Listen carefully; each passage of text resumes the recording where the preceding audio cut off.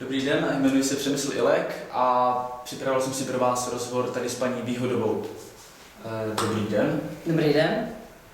Bych vás požádal o představení, jak se jmenujete, co je náplň vaší práce a jak si věnujete. Takže jmenuji se Martina Výhodová. Co je náplní mé práce, tak já jsem vystudovaná herečka, hrála jsem ve Večerním Brně, což bylo moje stálé angažmá. No, posléze po revoluci jsme zacinkali klíči a porodila jsem 2 děti. Tím pádem divadlo skončilo a já jsem se rozhodla teda věnovat rodině, no, ale nedalo mi to a chtěla jsem se tomu herectví nějak přiblížit, tak jsem přišla sem před 20 lety na základní uměleckou školu a takže se věnuji hereckému oboru. Náplní mé práce je, my jsme vlastně základní umělecká škola, to znamená, že jsme první stupeň uměleckého vzdělání a od nás poté odchází žáci na střední a vysoké umělecké školy. Za moji dobu působení tady zde na základní umělecké škole ve Znojmě, tak již několik žáků mých už jsou vlastně mý herečtí kolegové, z čehož mám radost a je jich asi cirka 12.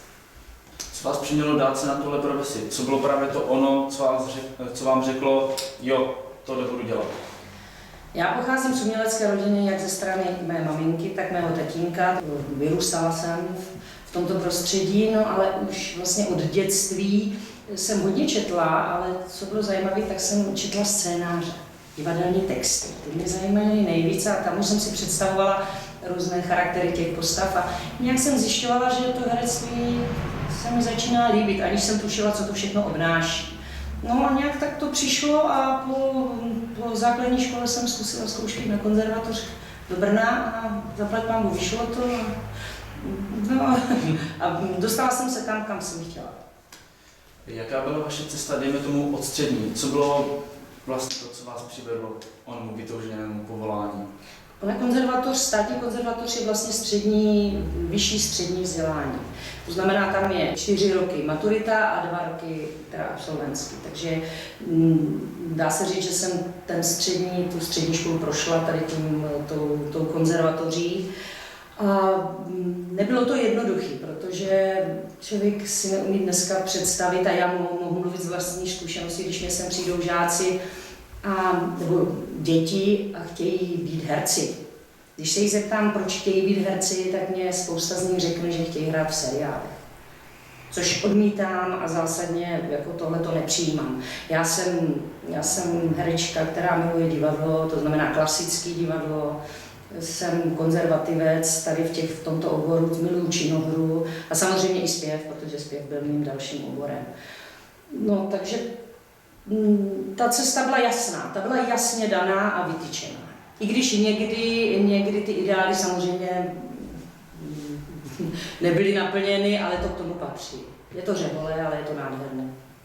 Jak moc myslíte, že kultura a umění důležité pro společnost a svět vůbec? No to jako bez diskuzí.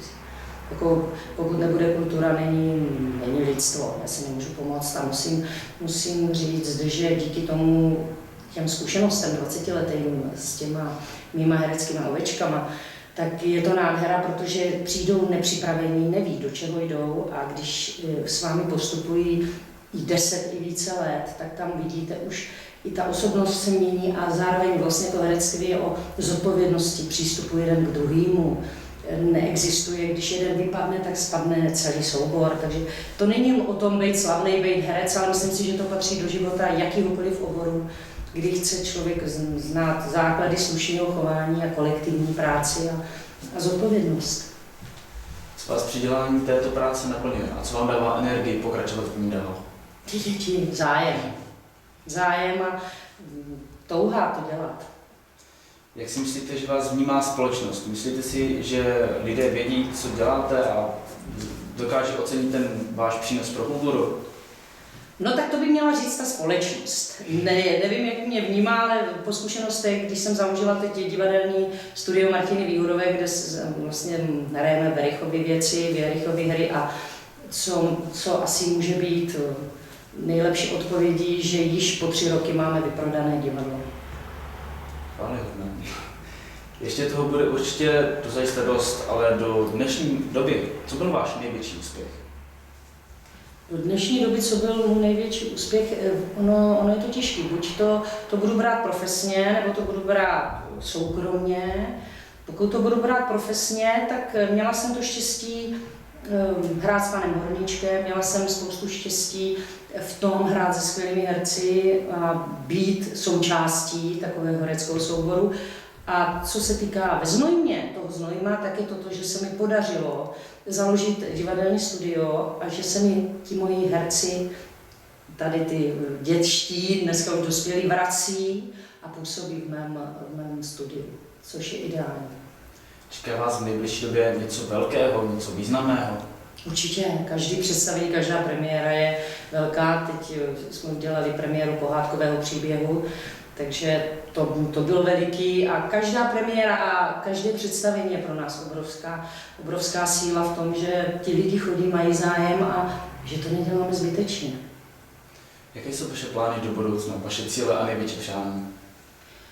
Tak můj největší cíl je založit ve Znojmě stálou scénu divadelní, kde by bylo činohry, po balet, po hudební koncerty, všechno propojené, protože si myslím, že to Znojmo to potřebuje a mladí lidé, kteří odsud odchází, protože jsou to nadaní žáci, tak proč by se vraceli, když tady nemají možnost žádného využití. Takže tohle bych chtěla vrátit k tomu Znojmu a tomu divadlu. Dámy a pánové, to byla Martina Výhodová. Děkujeme.